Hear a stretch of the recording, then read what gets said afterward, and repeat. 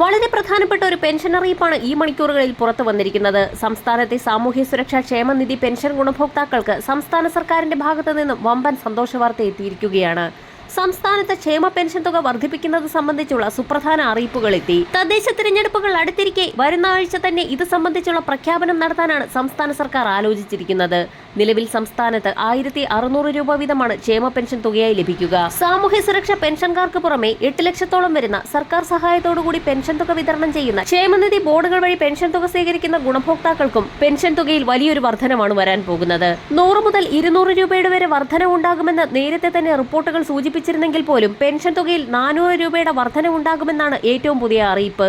Pension തുക 400 രൂപ വീതം വർദ്ധിപ്പിച്ച് 2000 രൂപയാക്കാനാണ് സർക്കാർ നീക്കം നടത്തുന്നത്. നവംബർ ഡിസംബർ മാസങ്ങളിലായിരിക്കും കേരളത്തിൽ തദ്ദേശ തിരഞ്ഞെടുപ്പുകൾ നടക്കുക. മാതൃകാ പെരുമാറ്റച്ചട്ടം നിലവിൽ വരുന്നതിന് മുൻപ് ക്ഷേമ പെൻഷൻ വർദ്ധിപ്പിക്കുന്നത് സംബന്ധിച്ച പ്രഖ്യാപനം ഉണ്ടായേക്കും. ഇതോടൊപ്പം തന്നെ ഗുണഭോക്താക്കൾക്ക് ഇനി ശേഷിക്കുന്നത് ഒരു ഗഡു പെൻഷൻ കുടിശ്ശിക മാത്രമാണ്.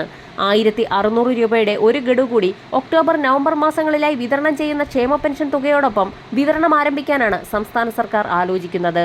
ഇതോടുകൂടി പെൻഷൻ കുടിശ്ശിക തീർത്ത് വിതരണം പൂർത്തിയാകുന്നത് ഇലക്ഷനിൽ സർക്കാരിന് കൂടുതൽ ഗുണം ചെയ്യും. പെൻഷൻ കുടിശ്ശിക തീർത്ത് വിതരണം പൂർത്തിയാക്കിയതിനു ശേഷം മാത്രമേ ക്ഷേമ പെൻഷൻ തുകയിൽ വർധനവ് വരുത്താൻ ആലോചിക്കൂ എന്ന് നേരത്തെ തന്നെ ധനമന്ത്രി ബജറ്റിൽ പ്രഖ്യാപിച്ചിരുന്നു. നവംബർ മാസത്തോടുകൂടി പെൻഷൻ തുക കുടിശ്ശികയടക്കം വിതരണം ചെയ്യുന്നതോടുകൂടി പെൻഷൻ വർധനവിലേക്കാണ് ഇനി ഉറ്റുനോക്കുന്നത്.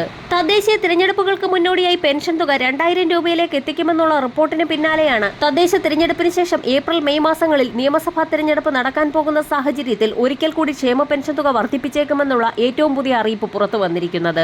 ഏപ്രിൽ മെയ് മാസങ്ങളിൽ വരാൻ പോകുന്ന നിയമസഭാ തിരഞ്ഞെടുപ്പുകൾ കൂടി കണക്കിലെടുത്തുകൊണ്ട് പെൻഷൻ തുകയിൽ വലിയൊരു വർധനവ് കൂടി വരുത്തുമ്പോൾ പ്രകടന പത്രികയിലെ വാഗ്ദാനവും പാലിക്കപ്പെടും. ക്ഷേമ പെൻഷൻ തുക ആദ്യഘട്ടത്തിൽ 2000-ലേക്ക് ഉയർത്തുമെന്നാണ് ഏറ്റവും പുതിയ അറിയിപ്പ്. ഇതോടൊപ്പം തന്നെ നിയമസഭാ തിരഞ്ഞെടുപ്പിന് മുന്നോടിയായി പ്രകടന പത്രികയിലെ വാഗ്ദാനം പാലിക്കുന്നതിന്റെ ഭാഗമായി പെൻഷൻ തുക 2500 വരെ പ്രഖ്യാപിച്ചേക്കും. കെട്ടിട നിർമ്മാണ മേഖലകളിൽ കുടിശ്ശികയായിരിക്കുന്ന പെൻഷൻ തുക ഒരു പരിധിവരെ കൊടുത്തു തീർക്കും.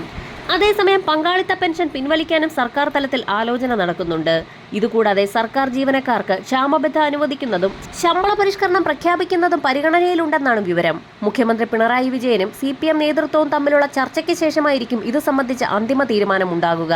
സർക്കാർ ജീവനക്കാർക്ക് ഒരു ഗഡു ക്ഷാമബത്ത അനുവദിക്കാനാണ് നീക്കം. ഇലക്ഷനോടനുബന്ധിച്ച് വരും ദിവസങ്ങളിൽ കൂടുതൽ പ്രഖ്യാപനങ്ങൾ പുറത്തുവരും. വരും ദിവസങ്ങളിലെ സർക്കാർ അറിയിപ്പുകൾക്കായി ചാനൽ സബ്സ്ക്രൈബ് ചെയ്യാൻ മറക്കാതിരിക്കുക.